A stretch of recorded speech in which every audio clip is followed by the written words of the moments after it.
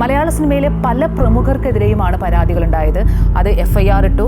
ഒത്തുതീർപ്പുകൾ എവിടെയൊക്കെയോ നടക്കുന്നു എന്നുള്ളത് സർക്കാർ ഒരു മെല്ലെപ്പോക്ക് നയം ഇതിൽ സ്വീകരിച്ചു എന്ന് തന്നെയാണ് ഞാൻ മനസ്സിലാക്കുന്നത്. ഇത് തുടങ്ങിയപ്പോൾ അവർക്കറിയാമായിരുന്നു അവർ ഏറ്റുമുട്ടുന്നത് നിസ്സാരക്കാരോടല്ല.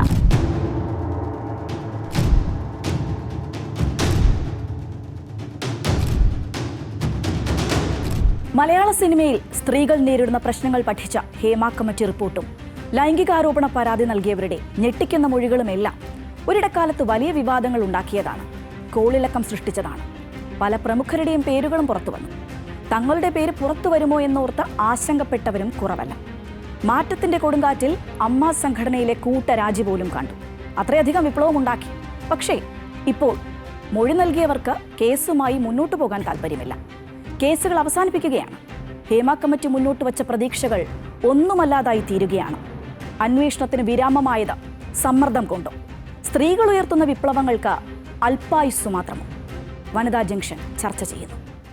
പരാതി ലഭിച്ച എല്ലാ കേസുകളിലും മുഖം നോക്കാതെയുള്ള നടപടിയാണ് പോലീസ് സ്വീകരിച്ചത്. ഒരു കാര്യം വ്യക്തമാക്കാൻ ഈ ഘട്ടത്തിൽ ആഗ്രഹിക്കുക, ജസ്റ്റിസ് ഹേമ കമ്മിറ്റി റിപ്പോർട്ടുമായി ബന്ധപ്പെട്ട് മൊഴി നൽകിയ ഏതെങ്കിലും വനിത പരാതി നൽകാൻ തയ്യാറായി മുന്നോട്ട് വന്നാൽ സർക്കാരിൽ നിന്ന് ഉചിതമായ ഇടപെടലുണ്ടാകും.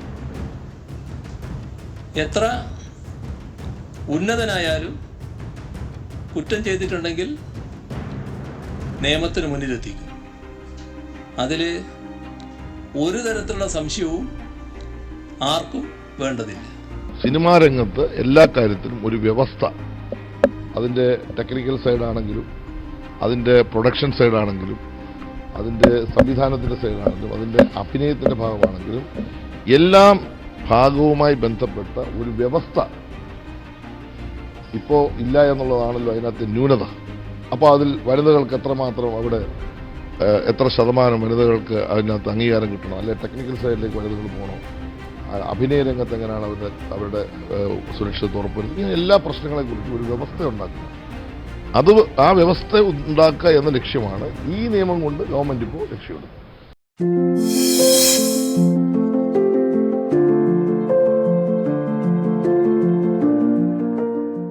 അമ്പിളി, ഹേമ കമ്മിറ്റി റിപ്പോർട്ടുമായി ബന്ധപ്പെട്ട എല്ലാ കേസുകളും അവസാനിപ്പിക്കുകയാണ്.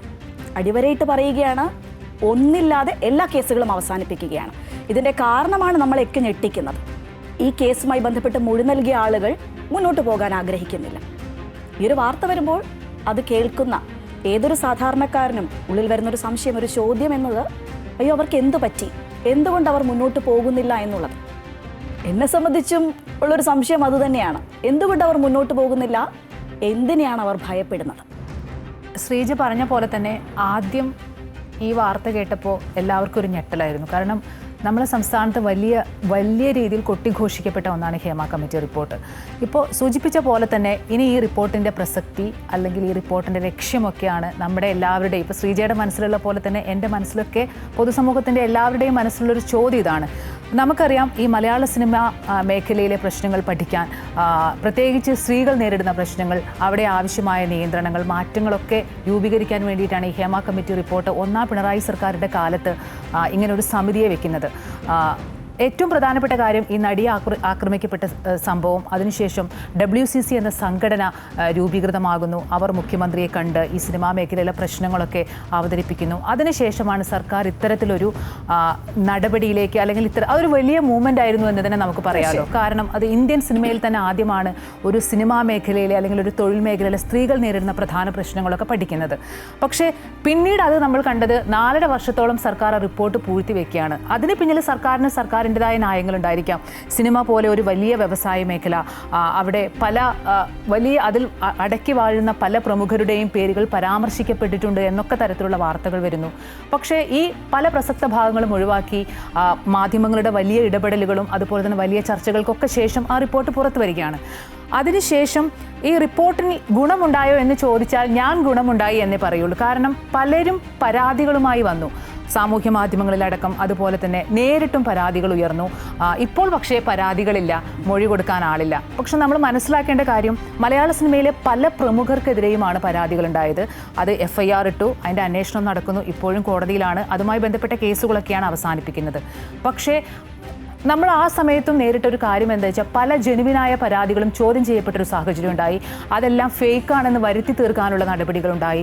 അവിടെയൊക്കെ ഈ റിപ്പോർട്ടിൽ സൂചിപ്പിച്ച പോലെ തന്നെ പവർ ഗ്രൂപ്പ്, അതുപോലെ തന്നെ കോക്കസ്, അതിൻ്റെ സ്വാധീനം അല്ലെങ്കിൽ അവരുടെ സമ്മർദ്ദങ്ങളൊക്കെ ഉണ്ടായോ, അല്ലെങ്കിൽ അന്വേഷണ സംഘത്തിൻ്റെ ബലഹീനതയാണോ ഇതിനെ പിന്നോട്ടടിപ്പിച്ചതെന്നൊക്കെ നമ്മൾ ഇനി അങ്ങോട്ടുള്ള ദിവസങ്ങളിൽ ചോദ്യം ചെയ്യപ്പെടേണ്ടതും അതുപോലെ തന്നെ അറിയേണ്ട കാര്യങ്ങളാണ്. പക്ഷേ ശ്രീജ സൂചിപ്പിച്ച പോലെ പരാതികളിൽ നിന്ന് എന്തുകൊണ്ട് പിന്മാറി, പലരും മൊഴി കൊടുക്കാൻ തയ്യാറാകുന്നില്ല എന്നുള്ളതിന് അന്വേഷണ സംഘടന നൽകുന്ന വിശദീകരണം, പലരും ഈ മേഖലയിൽ തൊഴിൽ ചെയ്യുന്നവരാണ്. അവരുടെ തൊഴിൽ സുരക്ഷിതത്വം, ഭാവിയൊക്കെ അവർക്ക് ഉറപ്പാക്കണം. ഇനി കേസുമായി മുന്നോട്ട് പോകേണ്ട ഒരു സാഹചര്യം നമുക്കറിയാം. നമ്മുടെ നാട്ടിലൊരു പരാതി ഉന്നയിച്ചാൽ നമ്മൾ വിചാരിക്കുന്ന സമയത്തൊന്നും നീതി കിട്ടുന്ന ഒരു സംവിധാനമല്ല. പ്രത്യേകിച്ച് ഈ ഹേമ കമ്മിറ്റി റിപ്പോർട്ടിൽ സെക്ഷൽ അബ്യൂസിനപ്പുറം മറ്റ് പരാതികളും മറ്റ് ഏർപ്പെടുത്തേണ്ട നിയന്ത്രണങ്ങളും മാറ്റങ്ങളും ഒക്കെ ഉൾപ്പെടുത്തിയിട്ടുണ്ട്. പക്ഷെ ഒരു സെക്ഷൽ അബ്യൂസിൽ ഞാൻ മനസ്സിലാക്കുന്നത് നമ്മുടെ സമൂഹത്തിൽ ഏത് മേഖലയിലായാലും അതുമായി ഉന്നയിക്കുന്ന സ്ത്രീകൾ നേരിടുന്ന പല പ്രശ്നങ്ങളുണ്ട്. സമ്മർദ്ദങ്ങളുണ്ടായിരിക്കും. വീണ്ടും വീണ്ടും അവർ അപമാനിക്കപ്പെടുന്ന ഒരു സാഹചര്യം നമ്മുടെ സമൂഹത്തിൽ പൊതുവേ നിലവിലുണ്ട്. കാരണം പ്രതി ശിക്ഷിക്കപ്പെട്ടാലും ഇരയെ വീണ്ടും വീണ്ടും അപമാനിപ്പിക്കുന്നു, അല്ലെങ്കിൽ അങ്ങനത്തെ ഒരു സമൂഹത്തിലെ ഒരു വിഭാഗം ഇപ്പോഴും നമ്മുടെ നാട്ടിലുണ്ട്. പിന്നെ പല പരാതികളും ഇത് വർഷങ്ങൾക്ക് മുന്നേ നടന്നതാണ്. ഇതിലെ മൊഴികളിലെ അഭാവമുണ്ട്. അപ്പോൾ ഇൻവെസ്റ്റിഗേഷൻ ടീം വീണ്ടും വീണ്ടും ചോദ്യം ചെയ്യാൻ വിളിപ്പിക്കും. കോടതിയിലേക്ക് എത്തുമ്പോൾ ആ നടപടിക്രമങ്ങൾ നീണ്ടുപോകുന്ന ഒരു സാഹചര്യമുണ്ട്. അങ്ങനെയൊക്കെ ഒരു പക്ഷേ സാധാരണക്കാരായ സിനിമയിൽ അഭിനയം മാത്രമല്ലല്ലോ, പല മേഖലകളിലുള്ള ആളുകളുമാണ് ഇതിൽ പരാതിയുമായി വന്നിട്ടുള്ളത് അല്ലെങ്കിൽ മൊഴി നൽകിയിട്ടുള്ളത്. അപ്പോൾ അവരെ ആ കാരണങ്ങളൊക്കെ കൊണ്ട് പിന്തിരിപ്പിക്കാം. അത് നമ്മുടെ ഒരു നിയമ സംവിധാനത്തിൻ്റെയും നമ്മുടെ നിലവിലുള്ള ഒരു സംവിധാനത്തിൻ്റെയും കുഴപ്പമായിട്ട് തന്നെയാണ് എനിക്ക് തോന്നിയിട്ടുള്ളത്. പക്ഷേ ഇപ്പോഴും ഒരു കൂട്ടം സ്ത്രീകൾ ഇതിന് പിന്നിൽ വലിയൊരു പോരാട്ടം നടത്തുന്നുണ്ട് എന്ന് തന്നെയാണ് ഞാൻ വിശ്വസിക്കുന്നത്. അമ്പിളി പറഞ്ഞതിനോട് ഞാൻ പകുതി യോജിക്കുന്നു. കാരണം ഈ ഹേമ കമ്മിറ്റി റിപ്പോർട്ട് എന്ന് പറയുന്നത് ഒരു വിപ്ലവം തന്നെയായിരുന്നു. പറഞ്ഞതുപോലെ അതിന് പിന്നിലുള്ള പരിശ്രമങ്ങളെയൊന്നും ഞാൻ കുറച്ച് കാണുന്നില്ല. പക്ഷെ എങ്കിൽ കൂടി എൻ്റെ ചോദ്യം അങ്ങനെ തന്നെ അവശേഷിക്കുകയാണ്. എന്തുകൊണ്ട് അവർ പിൻവാങ്ങി? അത് അവരുടെ പ്രശ്നമായിരുന്നു. അതിന് പരിഹാരമായില്ലെങ്കിൽ ആർക്കാണ് നഷ്ടം എന്നുള്ളതാണ്. ശരിക്കും അവർക്കറിയാമായിരുന്നു അവർ ഏറ്റുമുട്ടുന്നത് സാധാരണക്കാരോടല്ല, വമ്പന്മാരോടാണ്. സ്വാഭാവികമായും ഇതൊക്കെ അവർക്ക്, ഈ ഒരു വെല്ലുവിളികൾ അവരുടെ ജീവിതത്തിൽ തുടർന്നുണ്ടാകുമെന്ന് അവർക്കറിയാം. അവർക്ക് മാത്രമേ അത് കൃത്യമായി അറിയുകയുള്ളൂ. ചങ്കുറപ്പ് കാണിക്കാതെ ഇത് അവിടെ വെച്ച് നിർത്തുകയാണ്. ഈ പറഞ്ഞതുപോലെ പറയാനാണെങ്കിൽ ന്യായീകരണങ്ങൾ ഒരുപാടുണ്ട്. ഈ ഇരകളാണ് ഈ പറയുന്ന പോലെ സോഷ്യൽ മീഡിയയിൽ ഒരുപാട് ഹരാസ് ചെയ്യപ്പെടുന്നത്. ഈ പവർ ഗ്രൂപ്പിന്റെ സ്വാധീനമാകാം, അതുകൊണ്ട് ഒരാളില്ലാതെ എല്ലാവരും പിൻവാങ്ങുന്നു. അങ്ങനെ പറയാനാണെങ്കിൽ ന്യായീകരണങ്ങൾ ഒരുപാടുണ്ട്. പക്ഷേ ഇവർ സമൂഹത്തിന് എന്ത് മെസ്സേജാണ് ഇതിലൂടെ നൽകിയത് എന്നുള്ളൊരു ചോദ്യമാണ് ഞാൻ ഉന്നയിക്കുന്നത്. പകുതിക്ക് വെച്ച്, പകുതി എന്ന് പോലും പറയാൻ പറ്റില്ല, കാരണം കോടതിയിൽ പോലും ഈ കേസ് എത്തിയിട്ടില്ല.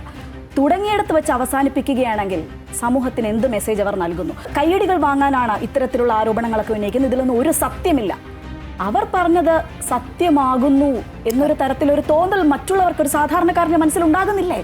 അതാ ശ്രീജ ഞാൻ നേരത്തെ സൂചിപ്പിച്ച ഇതിലെ പല ജെനുവിനായ പരാതികൾ നേരത്തെ തന്നെ ഇത് ഫേക്കാണ് എന്ന് സ്ഥിരീകരിക്കാനുള്ള ശ്രമങ്ങൾ സിനിമാ മേഖലയിൽ നിന്നും അല്ലെങ്കിൽ ഇന്റേണലായും എക്സ്റ്റേണലായും ഒക്കെ ഉണ്ടായിട്ടുണ്ട്.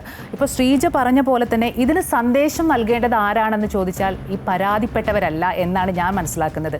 ഇതിന് കൃത്യമായ മറുപടിയും വിശദീകരണം നൽകേണ്ടത് സംസ്ഥാന സർക്കാരാണ്. കാരണം എന്തുകൊണ്ട് സംസ്ഥാന സർക്കാരാണ് വലിയ ഒരു ഗ്ലാമറായ ഇൻഡസ്ട്രിയിൽ നേരിടുന്ന പല പ്രശ്നങ്ങൾ പഠിക്കാൻ ഒരു സമിതി വെക്കുന്നു. ആ സമിതിയിൽ വലിയ വലിയ പ്രശ്നങ്ങൾ ഉണ്ടാകുന്നു. അപ്പോൾ അതിന് ഒക്കെ എന്തുകൊണ്ട് ആ പരാതിപ്പെട്ടവർ പിൻവാങ്ങി എന്നുള്ളതിന് മറുപടി പറയേണ്ടത് സർക്കാർ തന്നെയാണ്. ഇപ്പോൾ ഇൻവെസ്റ്റിഗേഷൻ ടീം പറയുന്നത് പോലെ തന്നെ പരാതി പറഞ്ഞവരാരും തുടർ നടപടികളുമായി മുന്നോട്ട് പോകാൻ തയ്യാറല്ല.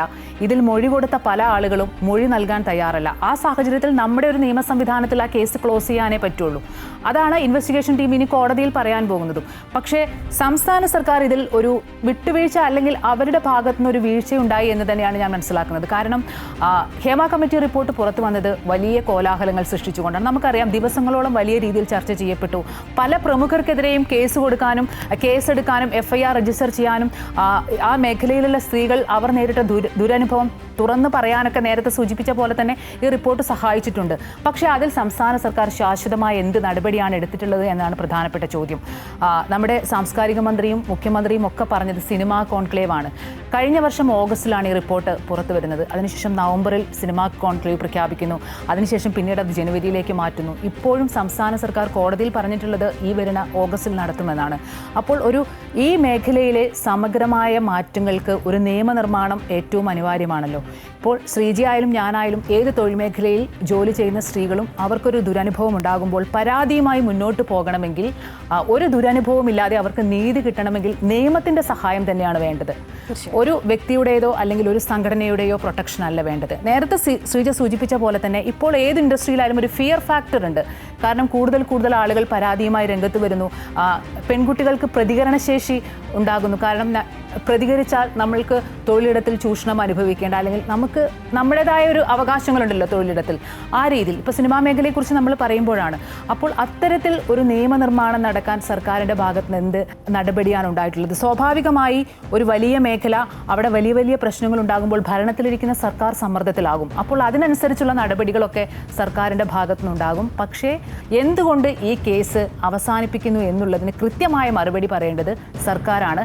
സർക്കാരിൻ്റെ ഭാഗത്ത് നിന്ന് അത്തരത്തിലൊരു വീഴ്ച അല്ലെങ്കിൽ സർക്കാർ ഒരു മെല്ലെപ്പോക്ക് നയം ഇതിൽ സ്വീകരിച്ചു എന്ന് തന്നെയാണ് ഞാൻ മനസ്സിലാക്കുന്നത്. അമ്പിളിയുടെ മറുപടി വിധു വിൻസെന്റിന്റെയും പാർവതി തിരുവോത്തിന്റെയും പോസ്റ്റുകൾ ചേർത്ത് വായിച്ചാൽ നമുക്ക് മനസ്സിലാകും.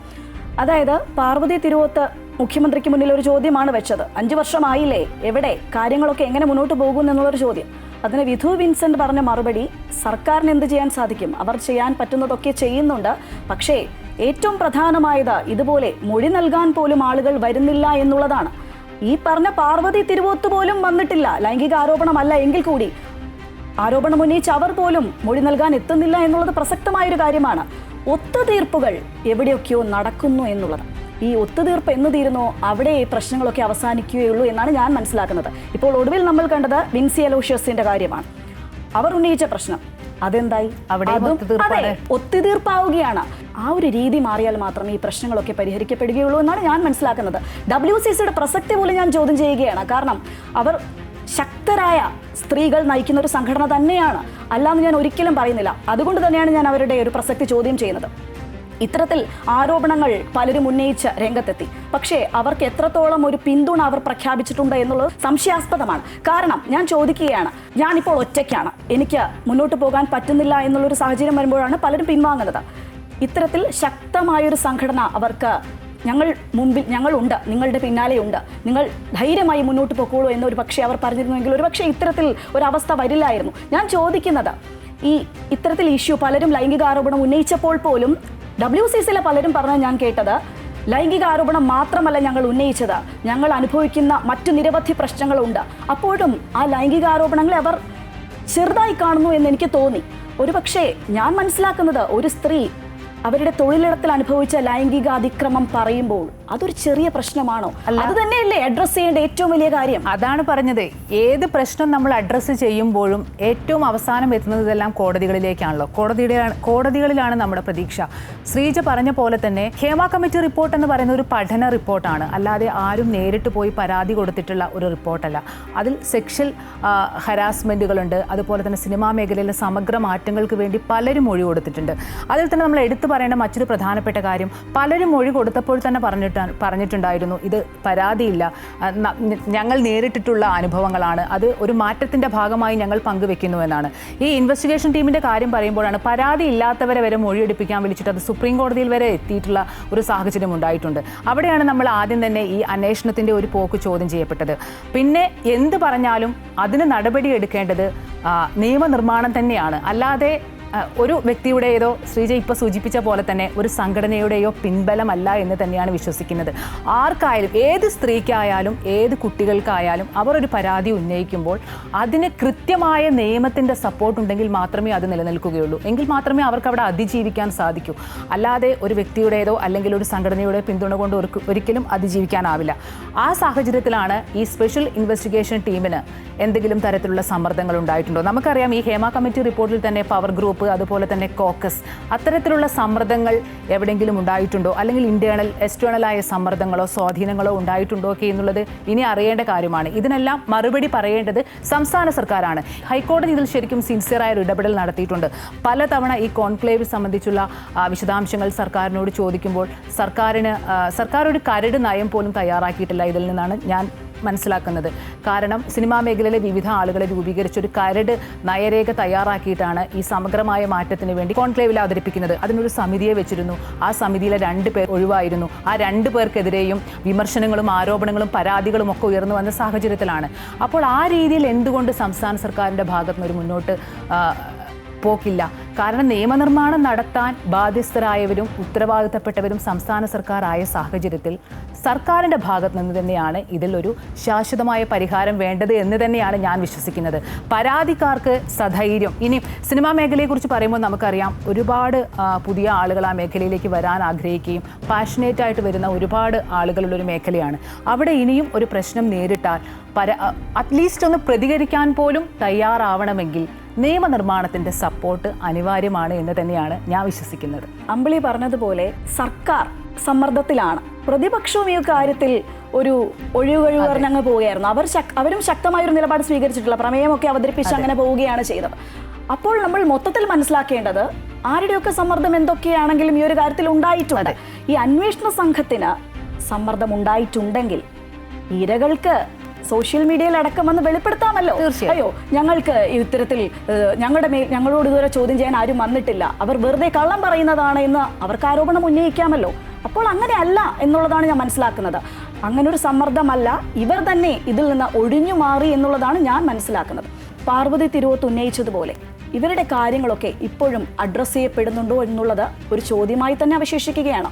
നമുക്കറിയാം, ഈ 5 വർഷത്തിനുള്ളിൽ വലിയ മാറ്റങ്ങൾ സംഭവിച്ചു. ഇല്ല എന്നൊന്നും ഞാൻ പറയുന്നില്ല. സ്ത്രീകളുടെ വിഷയങ്ങൾ സംസാരിച്ചു തുടങ്ങിയിരിക്കുന്നു, അതൊരു വലിയ കാര്യം തന്നെയാണ്. പക്ഷേ ആ സംസാരിച്ചാൽ മാത്രം മതിയോ അമ്പിളി? അവർ ഉന്നയിച്ച പല പ്രശ്നങ്ങളും അഡ്രസ്സ് ചെയ്യപ്പെടുന്നില്ല. അതിപ്പോഴും അങ്ങനെ തന്നെ നിൽക്കുകയാണ്. അതായത് ഈ ഒരു കാര്യത്തിൽ തുടങ്ങി വെച്ചൊരു കാര്യം അതൊന്നുമല്ലാതായി അവസാനിക്കുമ്പോൾ ഇനി ബാക്കിയുള്ള കാര്യങ്ങൾ എങ്ങനെ മുന്നോട്ട് പോകും?